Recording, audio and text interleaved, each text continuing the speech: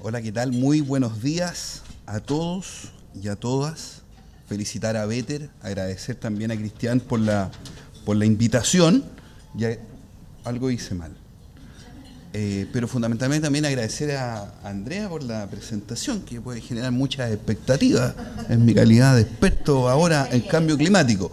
Pero quiero seguir el espíritu de la introducción de Andrea. Este es un desayuno, es un formato más liviano, más coloquial, que probablemente nos permite conversar y posteriormente en el panel también poder interactuar con ustedes a través de sus preguntas. Quiero compartir con ustedes algunos elementos importantes en materia de cambio climático que la... Cristian, algo hice mal acá, ¿cierto?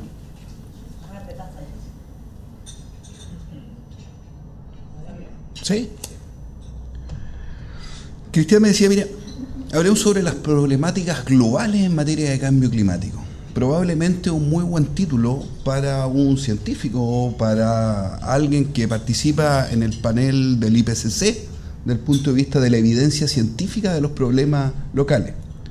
No voy a dejar de referirme a lo que dice Cristian, pero quiero hablarles también de algunos temas de contingencia de Chile y la COP25, que es tremendamente relevante. Algo ha salido en la prensa estos días, si Chile o no tiene la capacidad organizativa, logística, que es mucha gente. Sin duda una discusión válida, pero yo creo que se corre el riesgo de entrar a esa discusión y perdernos la posibilidad de discutir los temas de fondo, los temas sustantivos, la oportunidad que tiene Chile de ser anfitrión de la COP25, que es tremendamente relevante. Esto no es solamente hotelería y dónde se van a alojar y cómo se transportan. Creo que tenemos que inaugurar, y en eso felicito a Better, inaugurar varias instancias de diálogo que nosotros podamos conversar qué significa que Chile sea anfitrión y cuáles son las oportunidades que tiene para Chile ser anfitrión. Por lo general, todos los países anfitriones son capaces también de poner un tema en el debate y ejercer su liderazgo político en llegar en mejores acuerdos. No dejemos que sea la excepción la COP25 en Chile. Y si me preguntan a mí, creo que organizar una COP desde Chile, desde Latinoamérica, es muy distinto de organizarla desde Marrakech, desde Bonn, desde París. Latinoamérica y el mundo espera una particularidad de la COP25 organizada en Chile. Y a mi juicio, sin duda, es relevar los temas de adaptación al cambio climático que muchas veces se quedan en el tintero o resultan temas de segundo orden o de segunda importancia. Chile, país pequeño, altamente vulnerable, con emisiones relativamente pequeñas. Desde Latinoamérica se espera, igual como lo hizo Perú en el año 2014, que la adaptación sea un tema importante, igual que los mecanismos de colaboración y de financiamiento. Y que se me entienda bien, sin duda la mitigación de gases de efecto invernadero es un tema muy relevante, tremendamente significativo y probablemente lo sustantivo del acuerdo climático. Pero muchas veces todos los temas de mitigación, de reducción de emisiones, opacan los temas de adaptación.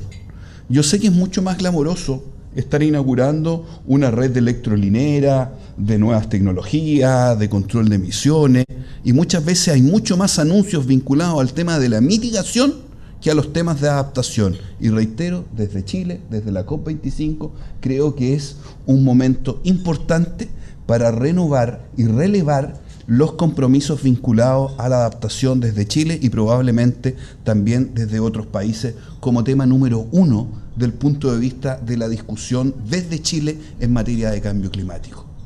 ¿Qué tiene Chile que mostrar, que decir, que lucir en diciembre de este año? A mi juicio, básicamente tres cosas que son significativas. Chile está a puertas de firmar o de suscribir, llámesele de distintas maneras, un acuerdo tremendamente importante, que es la descarbonización de la matriz energética en nuestro país.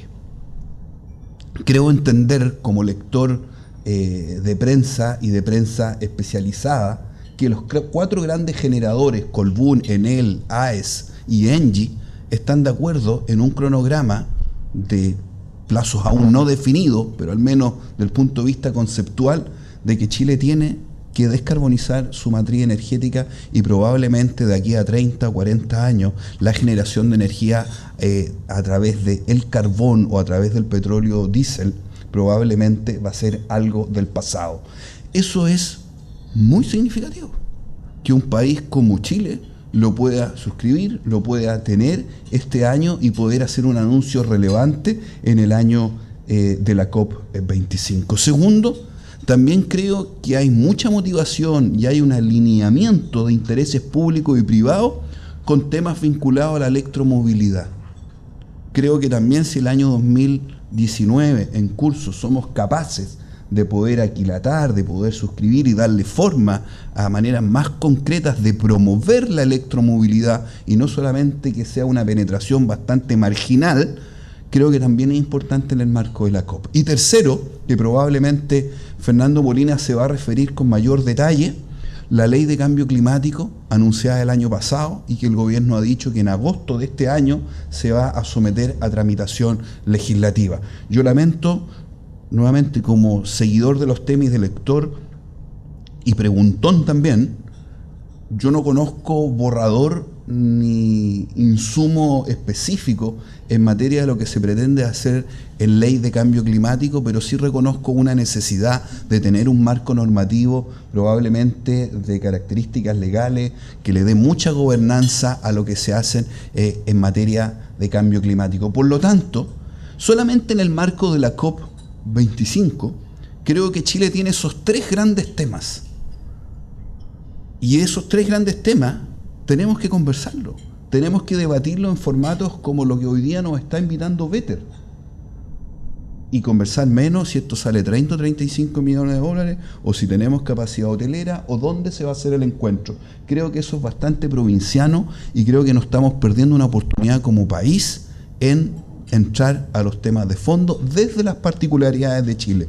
Por tanto, todo el éxito posible al Ministerio del Medio Ambiente, al Gobierno de Chile, en la organización de la COP y fundamentalmente en el debate de la COP desde todos los sectores, desde distintos sectores políticos, probablemente sectores empresariales, mundo consultor, para contribuir al desafío a los cuales hemos sido invitados. Segundo, y en esto, Cristian, para responder a tu invitación, ¿cuáles son las problemáticas?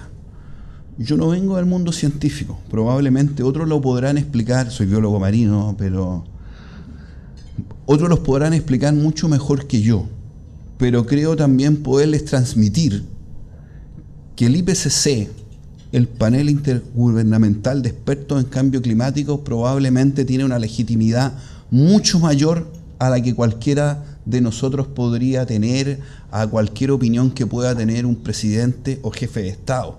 Es un conjunto de cientos de científicos capacitados y preparados de todas partes del mundo que han alertado hace muchísimos años los riesgos que se corren por la concentración de emisiones de CO2 equivalente y sus efectos en el medio ambiente. Desde antes del Acuerdo de París, este panel de expertos señaló que el mundo tenía que fijarse un horizonte de antes del año 2100 hacer lo necesario para que la temperatura promedio anual no fuese más de 2 grados. Fíjense de alguna manera lo modesto, o sea, que no aumente más de 2 grados, ni siquiera estabilizarla, no, que no aumente. Y el año recién pasado conocimos un informe intermedio, el informe se conoce como el informe 1,5, donde este mismo panel intergubernamental señaló que la verdad no era 2 grados a fines de año, sino que era 1,5 grados a fines de año, para evitar, obviamente, problemas de gran envergadura e irreversibles. E incluso más, dijo que el planeta tenía, o los gobiernos, teníamos 12 años para implementar medidas para no verificar a fines de siglo una temperatura de 1,5 grados de temperatura. Ese es el problema, no menor. ¿Y cuáles son las problemáticas que yo veo? Que es a lo que nos invitó Cristian. El día martes pasado, organizado por País Circular, vino Manuel Pulgar a Chile, el ex ministro de Medio Ambiente de Perú, en la práctica el único país latinoamericano que ha organizado una COP. La Andrea me va a corregir, Argentina organizó la COP 10, pero hace muchísimo tiempo, pero desde los últimos años el único país latinoamericano que ha organizado una COP es Perú, antes de la COP de París. Y Manuel decía algo bien significativo y que yo quiero transmitirle a ustedes desde mi experiencia. En materia de cambio climático se ha perdido el momento político. Con todas las alertas que ha hecho el IPCC y distintos paneles de expertos, me da la impresión que hay una tensión y un nivel de urgencia mucho menor al que existió antes de la COP de París, de la COP 21. Me parece, curiosísimo. Con toda la evidencia irrefutable, creo que los países nos estamos relajando. Creo que Donald Trump, con sus características, ha hecho mucho daño al debate. Creo que lo que ha hecho Brasil ha sido una irresponsabilidad tremenda de haber renunciado a fines de noviembre a ser anfitrión de la COP, de haber anunciado de salirse del Acuerdo de París. Después echaron pie atrás, pero ese era el espíritu, y estamos hablando del 7º emisor más grande del mundo, de Brasil. Creo que no es posible que en la COP24 en Katowice, Polonia, hace muy poco, no hubiese existido entusiasmo en ratificar el acuerdo o el informe del IPCC del 1,5 grados. Todos los burócratas se dieron vueltas en cómo hacer mención al informe del IPCC, del compromiso del 1,5 grados, y no fue gran tema relevante en la discusión en Polonia en la COP recién pasada. Por lo tanto, creo que hay, como dice Manuel Pulgar, una pérdida de momento político. Y es ahí donde los anfitriones juegan un rol tremendamente importante. Es un liderazgo que se debe ejercer para que la COP25 tenga buenos acuerdos en materia de implementar el Acuerdo de París. En ese momento histórico estamos. Esto no se trata de inventar la rueda de nuevo.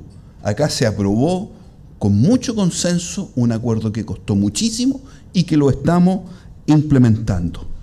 Y ahí mi segunda dificultad o la segunda problemática que veo desde la invitación de Vetter. Una más técnica y una más política.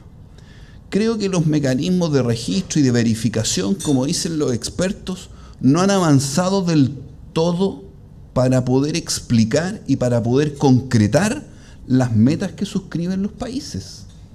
Y Chile es un buen ejemplo, porque tiene mecanismos de registro y de verificación de sus compromisos distintos a los que tienen otros países, y probablemente existan hoy día más de 4 o 5 metodologías. Lo que Chile comprometió, en el ejemplo nuestro, es una meta de intensidad carbónica, de poder desacoplar el crecimiento de nuestras emisiones del crecimiento de la economía. No se comprometen metas de reducción netas, ni menos se compromete un pic de emisiones a un año determinado del cual ir bajando las emisiones. Probablemente para países en vías de desarrollo o no desarrollados es una manera atractiva de poder concretar una meta. Pero creo que en el marco del contexto internacional tiene una baja explicación del punto de vista de quienes comprometen una meta de reducción bajo un escenario BAU, quienes comprometen una meta de reducción desde un pic de emisiones, y los países que tienen meta de intensidad carbónica, que en el caso de Chile. Con esa dificultad técnica, yo lo que quiero transmitir, que eso también tiene una dificultad del punto de vista del compromiso de los gobiernos que suceden en cada uno de los países. y probablemente la sumatoria y la explicación que pueda tener hace que no se genere un grado de compromiso mayor. Y segundo, yo veo, se los mencioné en el caso de desde la COP25, pero también en un contexto mundial, nuevamente la adaptación se ha quedado de alguna manera bajo el carro de las políticas públicas que se están implementando en cambio climático. Y esto es súper relevante, porque hay un conjunto de países que bajo el marco del protocolo de Kioto no tenían obligaciones de presentar compromisos de mitigación. Y este cambio del eje ordenador desde el protocolo de Kioto hasta el Acuerdo de París, que involucró a todos los países, fue teniendo a la vista que los temas de adaptación iban a ser tan importantes como los temas de mitigación. Y eso no se está verificando. Y eso probablemente para muchos países pequeños, no es el caso de Chile, va a traer un cuestionamiento de lo que se acordó en la cumbre de París. La cumbre de París nos dijo: todos hagamos compromisos de mitigación y no se preocupe porque entre todos vamos a financiar la adaptación. Eso no está sucediendo. Por lo tanto, se enfría el momento político y se generan estos problemas, y probablemente ahí se va a requerir de un liderazgo tremendamente potente del anfitrión. Lo que haga Brasil va a ser significativo, y lo que se haga con el informe del IPCC va a ser muy significativo en diciembre de este año. Y finalmente, lo que quiero compartir con ustedes como representantes de empresas y en el marco de la invitación de Better son ciertas tendencias que uno observa en materia de cambio climático, en materia de acción climática y en materia de políticas climáticas desde el gobierno hasta las empresas. Creo que hoy día hay una demanda no satisfecha por buenos mecanismos de certificación de aquellos que generan neutralización, reducción, medición de su huella de carbono. Creo que las empresas, las corporaciones, los gobiernos que hacen buenos esfuerzos en esta materia requieren y se merecen una certificación para que el consumidor o quien consume bienes o servicios pueda distinguir entre quién lo está haciendo bien y quién lo está haciendo mal. Esto es una tendencia en muchos países. Creo que nosotros hemos sido... tenemos el programa Huella Chile, yo no sé si algunos lo conocen, una iniciativa bien interesante, pionera, muy vinculada a pequeñas y medianas empresas, pero que requiere mayor envergadura, porque la certificación, sea voluntaria, sea gremial, sea obligatoria por un reglamento, por una ley, creo que va a ser y tiene que ser un elemento importante. Segunda tendencia que yo veo, que es muy significativa, nuestra preocupación de las emisiones que se generan en la ciudad. El 80% de las emisiones se generan en la ciudad, por nuestra forma de consumir, de producir, de transportarnos. Por lo tanto, este tema ya no puede ser visto por los ciudadanos desde la vereda del frente. Este ya no es un problema de los gobiernos, de las empresas, sino que de alguna manera también nos convoca a cada uno de los ciudadanos, y que probablemente va a tener mucha implicancia con nuestros modelos de consumo, que tiene implicancia en el cambio climático, y no nos podemos seguir haciendo los lesos. Este ya no es un problema de otros, sino que probablemente es un problema mucho más cercano a nosotros. Y tercero, yo creo que lo observado el día viernes pasado en Santiago y en muchas capitales del mundo es súper significativo. La Andrea es más seguidora del acontecer mundial, pero la marcha convocada por Greta Thunberg, aquella activista sueca de 16 años, es súper significativo. O sea, no me acuerdo si la prensa dio un número de la gente que marchó el día viernes, pero que la gente marche por el cambio climático un día viernes, y fundamentalmente jóvenes y niños, porque esto está más vinculado al mundo escolar, es súper importante. Por lo tanto, yo también creo que hay una tendencia, existe una tendencia a que esto en buena hora se ciudadanice. No obstante, también existe la preocupación que los liderazgos políticos que llevan esto, la verdad que se están quedando atrás. los gobiernos se están quedando atrás. Y creo que en la cumbre, en la COP25, puede ser una buena expresión si no nos preocupamos como anfitrión de ejercer aquel liderazgo político. Quiero compartir con ustedes aquellos conceptos desde el punto de vista de la problemática, quizás más política, más administrativa y también técnicas de la que hoy día nos estamos enfrentando como país y como anfitrión de la COP25. Muchas gracias por su tiempo.